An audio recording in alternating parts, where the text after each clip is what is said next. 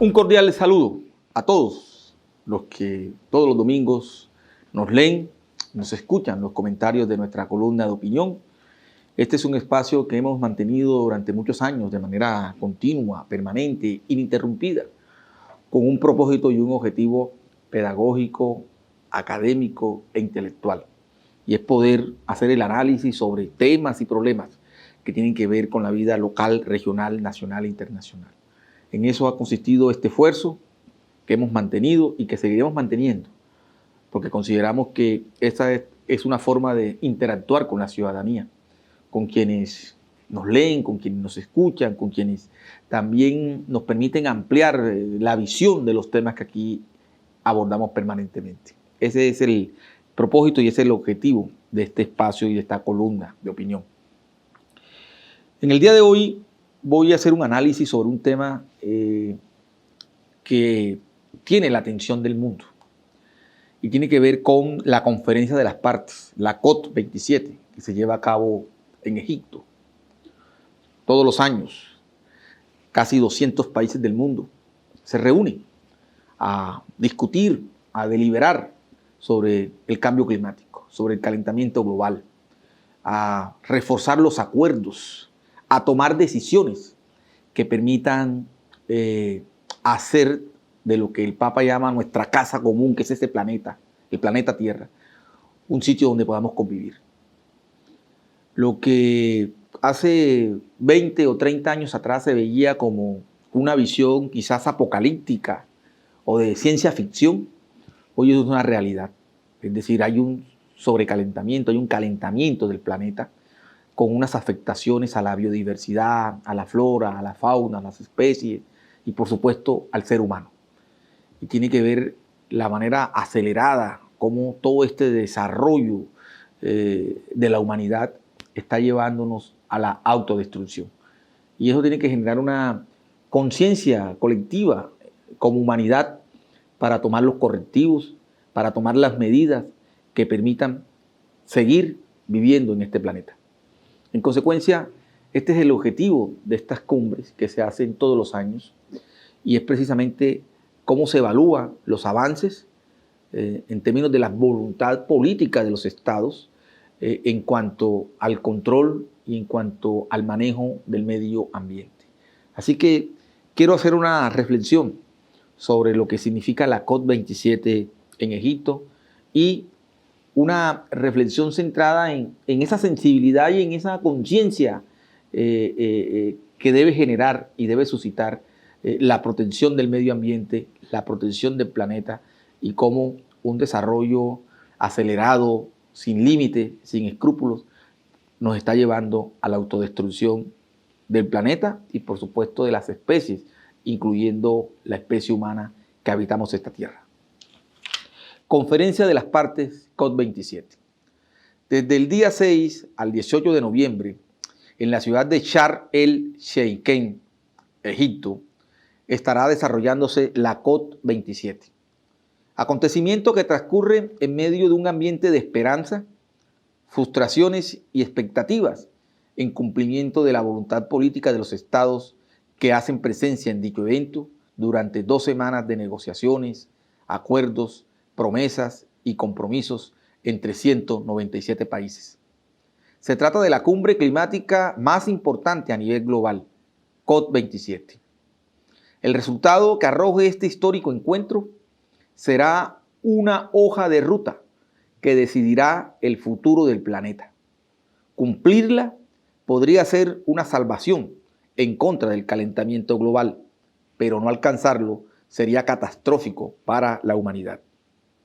De igual modo, el secretario general de la Organización de las Naciones Unidas, Antonio Guterres, ha hecho un llamamiento a los casi 200 países que participan en la COP27, con el fin de aumentar sus compromisos de reducción de emisiones y el dinero destinado a la lucha contra el cambio climático.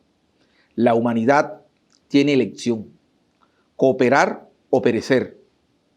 Guterres ha pedido a los países que lleguen a un histórico pacto entre países desarrollados y economías emergentes. Un pacto de solidaridad climática, como lo define.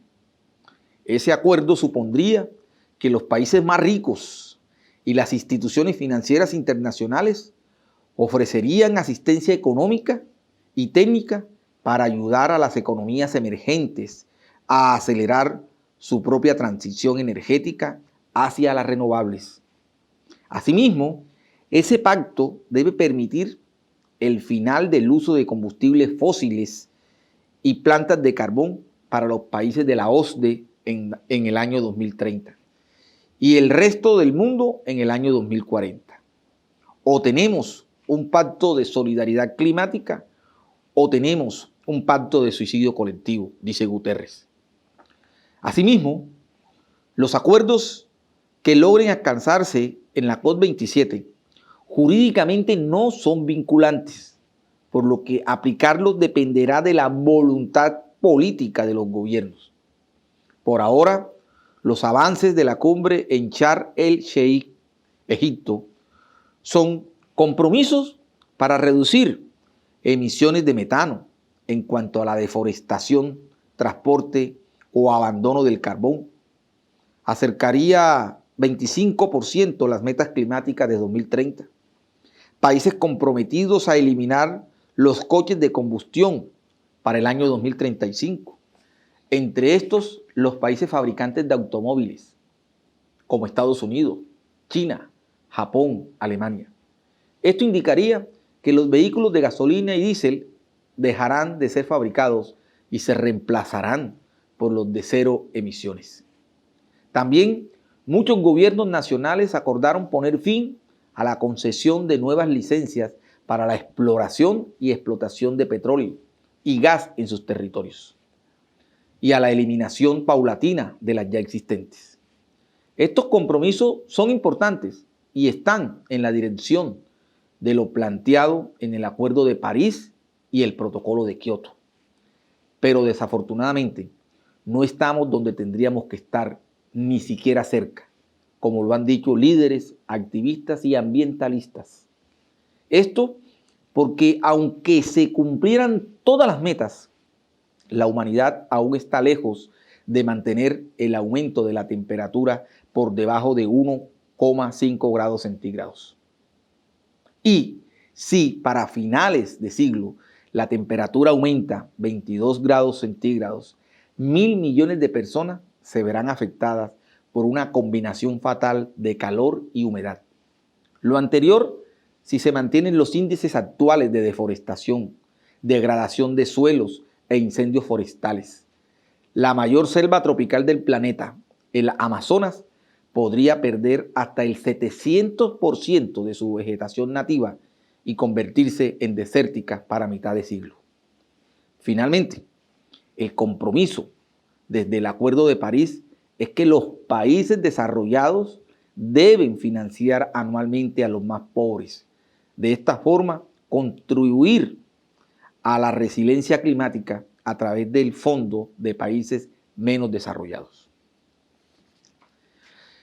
Esta es una reflexión, por supuesto, mucho más amplia de lo que se discute en Egipto, en la COP27. Es una cumbre anual que surgió desde el año 1994, es decir, los últimos 27 años, y que permite que todos los años 197 países que hacen parte de la COP27, de este gran acuerdo para trabajar el tema del cambio climático, se reúnen a evaluar los avances precisamente de lo acordado los años anteriores.